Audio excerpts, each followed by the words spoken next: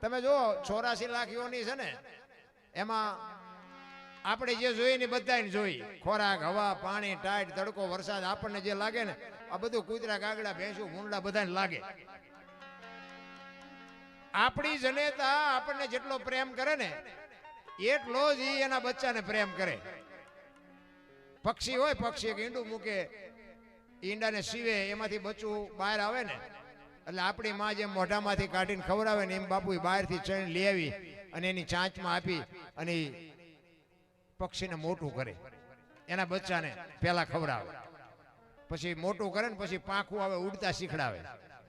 એ ઉડતા શીખડાવે ને ઉડતા આવડી જાય ને પછી એમ કે તું તારા રસ્તે હું મારા રસ્તે. પછી એનું કોઈ કુટુંબ પરિવાર ન હોય કોઈથી કોઈનું કુટુંબ ભાડ્યું. કૂતરા કાગડા ભેંસું ભૂંડા હોય કોઈ કે અમારી હાળી છે ને અમારો હાટું છે ને અમારા હારા છે ને કોઈ ઘૂંસ. આ ઘૂંસ તો આપણે નથી કરી બધી. આપણે ઘૂંસ કરી હોય તો આપણને નડે ને તાર. કોઈને બાપુ કઈ છે જ નહીં. બસ એના રસ્તે હું મારા રસ્તે. કોઈ સાંભળ્યું કે પાડો સરવાઈ ગયો ને ભેંસ હાટું પૂળો લેતો આવ્યો સાંભળ્યું? લાવે જ નહીં. એને ખબર હોય ભેંસ ભેંસ નહીં કે ભેંસ ભેંસ ના રસ્તે ને આપણે આપણા રસ્તે. ખરેખર બાપુ આ છોડી દેવાની જરૂર હતી પણ આપણે ઠેઠ સુધી છૂટતું જ નથી. હજી કંઈક કરી લો હજી કંઈક કરી લો. આ માયા છે ને બાપુ એ જ મોટી વાત છે. ને કે માણસ જન્મે ને 1.5-2 કિલોનો હોય અને 60-80 100 વર્ષ જીવે ને પછી મરી જાય અને શમશાનમાં લઈને હળગાવી નાખો પછી રેખ્યા ભેળી કરીને જોખો ને એટલે 1.5-2 કિલો જ થાય. વાતમાં કાંઈ છે નહીં. આ વચ્ચે ઠેકડા મારવાનું છે ને આ 1.5-2 કિલો શરૂઆતમાં છેડે 1.5-2 કિલો બાકી વચ્ચે મેં આમ કર્યું મેં આમ કર્યું મેં મકાન બનાવ્યું મેં ગાડી લીધી ને મેં બંગલો બનાવ્યો તો જાવ તો લેતા જજો ને બીજા વાપરશે. અરે કાંઈ છે નહીં રામ હળવા ફૂલ થઈ જાવ ને કાંઈ વાતમાં છે જ નહીં. પણ એવા બુદ્ધિના ગાળિયા થયા છે ને ભાઈ મેં કર્યું મેં કર્યું મેં કર્યું જ કરે છે. નથી એવા જ નથી. આપણે આપણા સમાજમાં નથી જોતા. અને એવા કઈક કામ હોય ને એમને આગળ જ રાખવા પડે. હોળીના નાળિયેર કોઈ નકર આખું કામ બગાડે. એમને અહીંયા મોઢા આગળ જ ગુડવા પડે. નકર કાંઈ બાપુ તમે જોવો ને તો ઘરમાં કોઈ આઠાના જેટલી કિંમત ન હોય પણ તોય આપણે કહેવું પડે ઓલે અમારા કાકા હોય એમને અહીંયા આગળ રાખજો નકરી આખો વરો ઊંધો નાખશે. કોઈ ન પૂછતું હોય બાપુ બૈરું ન પૂછતું હોય છોકરા ન પૂછતા હોય પણ એવી ખંભે ખેહડી નાખીને રખડતા હોય કે હમણાં મને બોલાવશે જ તે અને બોલાવાય પડે ને કે મારીને ઊંધું મારે. કાંઈ છે નહીં રામ. તમને જગત મોટા કરે તમારી હાથે મોટા થવાનો કોઈ મતલબ જ નથી નારાયણ. એટલા જ માટે બાપુ મહાપુરુષોએ વાણી રૂપી તમને મને બાપુ પ્રસાદી આપી છે. જો ખાતા આવડે ને જીવનમાં બાપુ રામ નામની ઔષધિ જો ખરી નીતિ છે ખાય અંગ પીડા એને કોઈ દી આવે નહીં પછી મહારોગ મટી જાય. આ દુનિયામાં ગોળ બંગાળનો રાજા ગોપીચંદ 92 લાખ માળવાનો ધણી ભરતરી 7 પેટીઓ ખાય ને તોય ન ખૂટે બાપુ સાધુ બની ગયા. આપણે સાધુ નથી બનવાનું પણ આપણે બાપુ એક આંગણે અભિયાગત કોઈ આવે કોઈ અબોલ જીવ આવે અને બટકું રોટલો તો આપી એક નો આપી એકી. આ તો માગણ આવે તો ડેલી વાડી કરે આગળ જા આગળ આગળ જા આગળ. હવે આગળ ઠેઠ સુધી તારા જેવા છે ચાય ચા બટકું રોટલો દે ને ભલામણા પણ નથી હુજતું. આ કોઈને ભીખ માગવી ગમતી નથી નારાયણ. પણ કાંઈક આંગણે બંધાવો પરબડી પંખી પાણી પી જાય એમાં કોકદી આવશે હંસલો તેથી પરબડી પવિત્ર થાય. બાપુ રોજ નો આવે પણ કોકદીક મારો નાથ તમારી ઝૂંપડી સુધી આંટો કરી જાય ને તેથી તમારો બેડો પાર થઈ જાય. બાકી આ બધું છે ને હાવ મફત છે હાવ નોર્મલ છે પણ આપણા ભાઈ કઠણ છે એટલે નથી હૂજતું. આ નકર હું તો આપણે તો આપણા ગઢાએ બાપુ ભૂખ્યા ને કોઈ દી પાસા કાઢ્યા જ નથી ને ખાવા પૂરું હતું જ નહીં તોય એક ટેકનું હોય ને તોય બાપુ એ માગણ ને આપી દે. ઈ પુણ્ય છે ને ઈ અત્યારે ઉગી છે. આપણે બધા જે જલસા કરી છે ને એ આપણા ગઢાના પુણ્ય છે એટલે આપણે જલસા કરી છે. બાકી આપણે જેટલું પુણ્ય છે તો આપણી પરજા વાંય કેવી થાય એના ઉપર ખબર પડે. એટલે કર્મ કોઈ દી છોડે નહીં પછી ભલે હોય ભગવાન પરાસીના પીપળે ભીલે લીધા પ્રાણ. આ કર્મની વાત બધા કરે છે પણ મને એમાં ટપા નથી પડતા. તમને પડતા હોય તો બરોબર છે. આ ભાવની વાત કરે, કર્મની વાત કરે, એમાં મને નથી હૂજતું. આ ભક્તિ કરે એવડે દુખી છે, લ્યો દુનિયાના બૂસ મારે એ સુખી છે. તો શું આપણે શું કર્મનું શું સમજવું?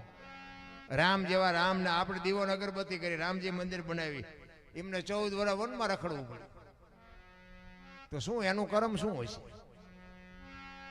મિથિલા નરેશની દીકરી બાપુ માં ભગવતી સીતાજી જ્યાં સુધી બાપના ઘરે હતા ને ત્યાં સુધી બાપુ એક દુઃખનો નહોતો ઉગ્યો. અને અયોધ્યાના મહારાણી બન્યા ને પછી આ દુનિયા છોડીને ગયા ને ત્યાં સુધી બાપુ આખી જિંદગીમાં હારો દી ન ઉગ્યો. દીકરીનું શું કર્મ હશે? આ બધા કર્મની વાતો કરે. હું તો અમુક ના આવા દાખલા દઉં. આવડા અમને શું એમને શું બાવળિયા વાવ્યા હતા અમને આ ભોગવવું પડ્યું. દ્રૌપદીના ચીર લૂંટાતા ત્યાં કોણ નહોતું? આખી દુનિયાને ખબર છે. કાળના જડબા ઝાલીને ઉભા રાખે એવા પાંડવો હતા. એ દીકરીનો ગુનો શું હતો બધાને ખબર છે. શું એ દીકરીનું કર્મ શું? તમે વિચાર તો કરો. આખી દુનિયા જેને બનાવી હોય, આખા અખિલ બ્રહ્માંડનો માલિક, વિશ્વનો સર્જનહાર કૃષ્ણ પરમાત્માને ખબર ન હોય કે અહીં બેસ તો ભીલ મને બાણ મારશે એને ખબર ન હોય? ભીલના બાણથી બાપુ મારા નાથને વિંધાવવું પડ્યું. એનું કર્મ શું હોય છે? અરે થઈ થાવીને થાશે આવો ત્રિકાળ જ્ઞાની મહાપુરુષ ગંગાનો પુત્ર ભીષ્મ છેલ્લે બાણની પથારીમાં હોવું પડ્યું. યમના દૂત જેને લેવા આવે અને યમના દૂતને એમ કે અત્યારે વિયોજા 6 મહિના પછી આવજે, પોતાના મૃત્યુને રોકી શકે એવો સમર્થ ને સિદ્ધ પુરુષ ગંગા જેવી બાપુ જ્યાં માં ભગવતી જનેતા હોય એવો આ દીકરાને છેલ્લે બાણની પથારીમાં હોવું પડ્યું. એનું કર્મ શું? એટલે આમાં આપણને ટપા નથી પડતા, પણ આપણે કરાય સારું કામ, બીજું કઈ નહીં. જે ભોગવવાનું આવે એ ભોગવશું. બાકી સારું કરી એટલે આપણને કઈ તકલીફ ન આવે એ વેમમાં ન રહેતા. આ બધા સારું કરી કરીને જ્યાં તોય હલવાના. એટલે કર્મની ગતિ બાપુ અઘરી છે. આ ભવની ઓલા ભવમાં આમ ને ઓલા ભવમાં આમ ને આટલા બધા બેઠા છો, તમારે જવાનું ગમે અહીંયા હોય, આવ્યા છો ક્યાંથી મને કોકને ખબર હોય તો હું શું વાત કરો? તમે આવ્યા છો તો ખબર હોય જો ને. જો ભવની વાર્તા એવું કરતા હોય, આપણે જવાનું તો ગમે અહીંયા હોય, હાલો ને જવાની આપણને કદાચ ન ખબર હોય, પણ આવ્યા એ તો ખબર હોય ને ક્યાંથી આવ્યા. કાલની ખબર નથી ને ભવની શું ખોડવી હોય. ભલા મને મળ્યો એ ભવ શું થઈ લ્યો ને આ ભવમાં શું ઘટે કઈ કાંઈ બાબુ. ભવિષ્યકાળને વર્તમાનમાં જીવો, ભૂતકાળને ભવિષ્યકાળને સંભાળવાની જરૂર જ નથી. જે જીવો એ સમય આવવાનો નથી અને હવે કેવો આવવાનો છે ખબર નથી. આપણે આ ભજનમાં બેઠા છીએ, બસ આટલું યાદ રાખો ને કાલની વાત કાલ. પણ આપણે તો 100 મહિનાના આગો ખોડા કાઢીએ. હજી તો આ કરવું છે, હજી તો આ કરવું છે, હજી તો આ કરવું. ત્યાં ફડાઈ ગયો, ફૂટી જાય ગયા. કર્મની ગતિ બાપુ કોઈ છોડ્યા નથી. ભલે ભોગવવું પડતું હોય છે, પણ કહેવાનો મારો મિનિંગ આ તમે અબોલ જીવની જે સેવા કરો છો ને, કદાચ આપણા કર્મ કઠણ હોય ને તો અબોલ જીવની જે સેવા કરતા હોય ને તો કર્મ કાપવાની શક્તિ મળે. બાકી ભોગવવા તો પડે. આપણા છે ને એ આપણા આડા તો આવવાના. પણ ઓલા જે અડધું ગામ સાંભળે એટલે રાયડું ન પાડવી પડે. કર્મ આપણે કાપી શીખવી એમ શક્તિ આપે ભગવાન માતાજી. કે આ અબોલ જીવને કોઈક આંતરડીની દુવા મળી હોય ને, શરીરમાં કાંઈ પણ પીડા હોય ને તો તમને પીડા વેઠવાની શક્તિ આપે. બાકી ભોગવવા તો પડે જ. રામને નથી છોડ્યા ને કૃષ્ણને નથી છોડ્યા, આપણને હું છોડવાના હતા? કર્મ તો બાપુ એક દી આડા આવવાના, પણ કોઈને ખબર નથી આપણા કર્મ કેવા છે. અને આ શેલી ઘડી સુધારવા જ બધા ભજન કરે છે. અમુક ને ઓલા ભાઠા પીડ્યા હોય ને જીવડા પીડ્યા હોય ને એ જોવે એટલે કે કંઈક કરો ને કા છેલ્લે આમ થાય છે તો હેરાન થાય છું. બાકી ભગવાનની જરૂર કોઈ જ નથી. હા, એ તો બધા કપાણે કોકનું જોવે છે એટલે ચારેક ભજન કરે છે. નકર ભજનની જરૂર જ નથી. ખરેખર બાપુ માણસનો અવતાર મળ્યો છે આનંદ કરવાની વાત છે. આપણા ગઢા ટાંટિયા તોડીને મરી ગયા. આ ગામથી હામા ગામ જાય તો બાપુ જોડું ન હોય ને હાલીને મરી ગયા. પણ એવી સંસ્કૃતિ બાપુ આપણે બધા ભેગા થઈને એવી ખતમ કરી નાખી ને. પેલા તમે જોવો ને તો ભેંસું ઊભી ખાતી હતી. માણા બેઠા બેઠા ખાતા હતા. અત્યારે ભેંસું બેઠી બેઠી ખાય છે ને માણા ઉભા ઉભા ખાય, ડીસું લઈને રખડતા હોય. થોડાક ભાત નાખજે, એક ભજીયું નાખજે, ભિખારી જેવી જિંદગી કરી નાખી. બોલો તોય પાછા કે મેરા ભારત મહાન, એલા ખટારાના ઠાઠે લખે ભારત મહાન ન થાય. તો આપણે સુધરવું પડે. નકરું દિવાલમાં લખે ભારત મહાન થઈ જાય. ચોખ્ખું ઘી બજારમાં નથી ખપતું. આમ રાડ્યું પાડો ને, ચોખ્ખું ઘી છે, ચોખ્ખું ઘી નથી ખપતું. દારૂ બાપુ બાવળિયા બેસે 2 લીટરના પીપડા ખપી જાય. નથી દેખાતું આપણને? આ આપણી સંસ્કૃતિ. ને બોલો દારૂ વાળો જાહેરાત કરીએ કે હાવ સાનો માનો વેચતો હોય તો 2 લીટરના પીપડા ખપી જાય છે. જો ખોટું હાલ્યું, સિગરેટની, બીડીની, પાનની, માવાની, દારૂની જરૂર નથી. પણ એવડે જે પીવે છે ને જે ખાય છે ને બધા રાંકા છે, જે વેચે છે ને બધા બિલ્ડિંગો બનાવીને બેઠા છે. જે વેચે છે એને બાપુ મોજ છે. ખાય છે એ બધા તમે જુઓ તો આમાં કરતા કરતા નીકળે. આમ આપણે એમ થાય ખો થઈ છીએ. ગોતતા હોય ચા દારૂ મળે ને ચા સિગરેટ મળે ને બધા, અને ખિસ્સા ખાલી હોય એટલે મારા તમારે જવાનું 1-10 રૂપિયા આપો. ભિખારી જેવી જિંદગી કરી નાખી. ભલા વ્યસનમાં તમે જોવો તો પાંગળા થઈ ગયા. પાંગળા સંસ્કૃતિ આપણી ખતમ કરી નાખી. ભલા આપણા ગયડા થીગડા ઉપર થીગડા મારી મારીને જીવતા હતા. અત્યારે કોઈએ થીગડા વાળું કપડું પહેર્યું મને દેખાડો તો અત્યારે ફાટલા પહેરવાનું ચાલુ થયું. એટલે જીન્સમાં જુઓ માથા વ્યા જાય એવડા ફાંકા. એટલે આવા તો અમે પહેરતા હતા. ખબર નહોતી આવું ટાણું આવશે ને કે અમે હાસવીને રાખ્યા હોત તો અમે પહેરત. અરે જુઓ તો ખરા સંસ્કૃતિ. એક આંગળી જાય એટલું ફાંકું હોય ને, આપણી માં એમ કે લાય લાય બેટા હું 2 ટાંકા લઈ દઉં. આ આપણી સંસ્કૃતિ હતી. દેહના પ્રદર્શન ન હોય મારા બાપ. આ ફાટલા પહેરી નીકળે એ પાછા હારા વાળા કે બધા કે હા પૈસા વાળા. એટલે આ અડધો હોરો દેખાય છે. શું પૈસા વાળો? પણ હાયલું છે ભલા મને શું કેવું. માણાને આ વાહનની શરૂઆત થઈ ને, વાહન બનાવ્યા ને એ માણા બિચારા ટાંટિયા તોડી તોડીને મરતા હતા ને એટલે વાહન બનાવ્યા. કે માણા છે કે આ ગામથી હામા ગામ જવું હોય તો વાહનમાં બેહીને જાય. તો અત્યારે તમે જોવો ને તો ભેંસું વાહનમાં જાય છે. માણા સવારમાં 5 વાગ્યામાં મોટા મોટા સડા પહેરી રોડે હાલ્યા જતા હોય. આપણે એમ થાય કે આ ચા જાય છે, વાહન તો તમારા હાટું જ બનાવ્યા હતા. તો હાલી હાલી નીકળે. બોલો અરે આ સંસ્કૃતિ તમે જોવો તો આપણી બાપુ ખતમ કરી નાખી. કોઈ વડીલને પગે લાગવાનું નહીં, કોઈ આપણા માતા પિતાનું બાપુ માન મર્યાદા નહીં. મને તો આમ એમ થાય કે ભગવાને આપ્યું છે પણ બાપુ વિતરણની બાપુ બહુ માથાકૂટ છે. ઠીક છે જ્યાં સંસ્કાર છે. અને હું તો આ બહેનોને ખાસ કહું, તમે ધારો ને એવા દીકરા તમે આ દુનિયામાં જન્મ આપી શકો, દીકરીઓ એવી જન્મ આપી શકો. તમારા કોઠામાંથી જ શિવાજી રાણો પ્રતાપ જન્મે, તમારા કોઠામાંથી જ ગંગા સતી પાનબાઈ બાપુ જન્મે.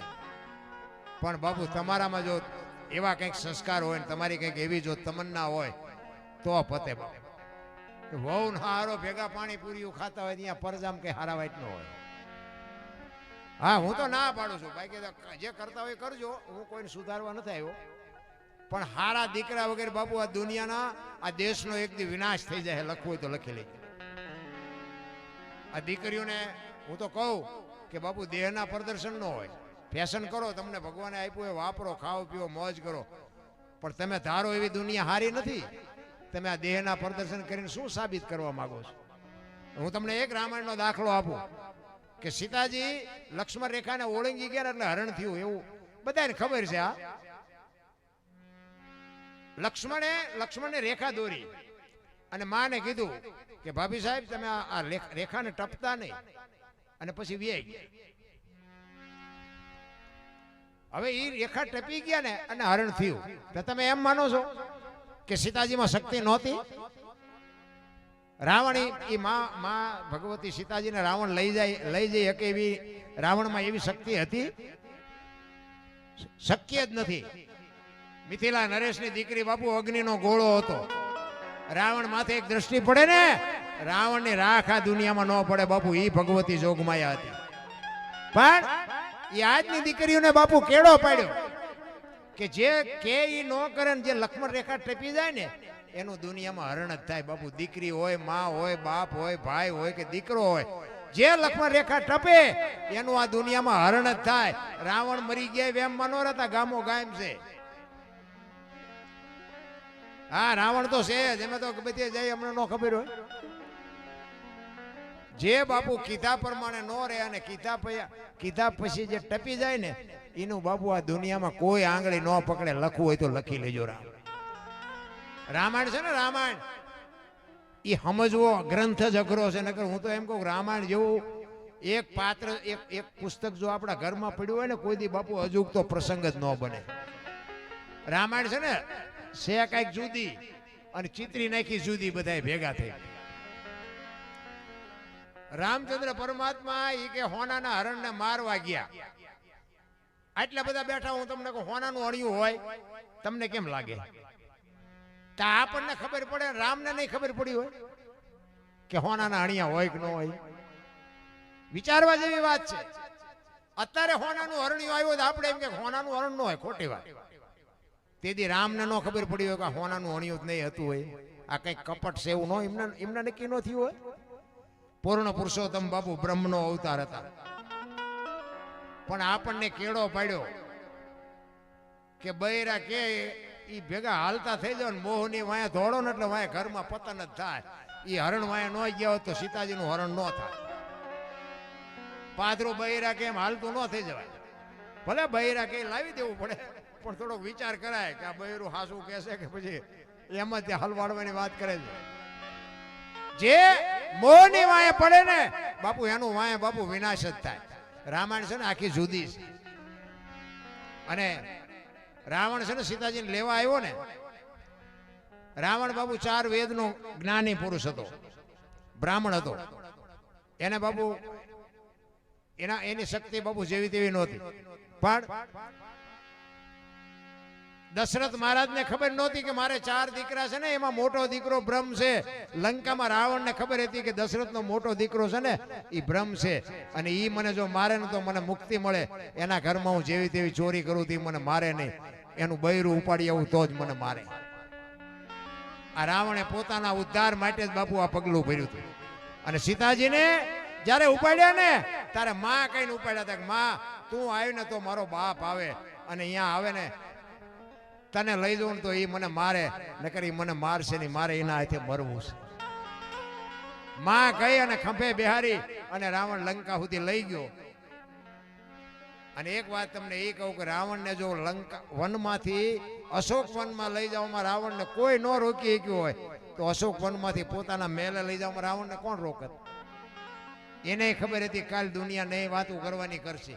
એને અશોક વનમાં રાખીને બાબુ ફરતો પહેરો મૂક્યો હતો કે આને ઊનો વાહ ન વાય ધ્યાન રાખજો, આ મારી માં આવી છે ને, મારો બાપ એક દી વહેલો મોડો આવશે, મને મારશે ને તો મારો ઉદ્ધાર થાય અને લંકાને બાપુ પવિત્ર કરવી. પોતાના મેલે નથી લઈ ગયો સીતાજીને, અશોક વનમાં રાખ્યા હતા.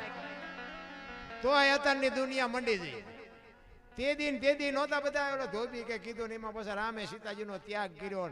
તે દી આપણા જેવા તો હતા કે અત્યારે જેવા છે એવું નથી કાંઈ. સતયુગમાં જુઓ ને હરિચંદ્ર રાજાએ પોતાનું બૈરું વેચ્યું, હારો ગરાક નો જડ્યો. બોલો, નફટના પેટની પ્રજા નહીં હોય. સતયુગ હતો. રામાયણ તો રામાયણ છે. પેલા રામ રાવણ નું યુદ્ધ થયું ને પછી છેલ્લે રાવણે કુંભકર્ણને જગાડ્યો. કુંભકર્ણને માંડ ઈ જાગ્યો.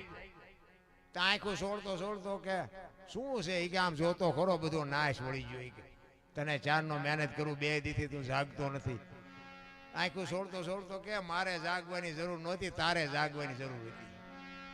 ઈ કે સલાહ લેવા નથી જગાડ્યો, આ તું એક રહી જતો એટલે જગાડ્યો. હાલ ને આખી દુનિયાનો બાપો છે, હું આવું જ છું તારી વાયે ને વાયે. તું એક રહી ન જા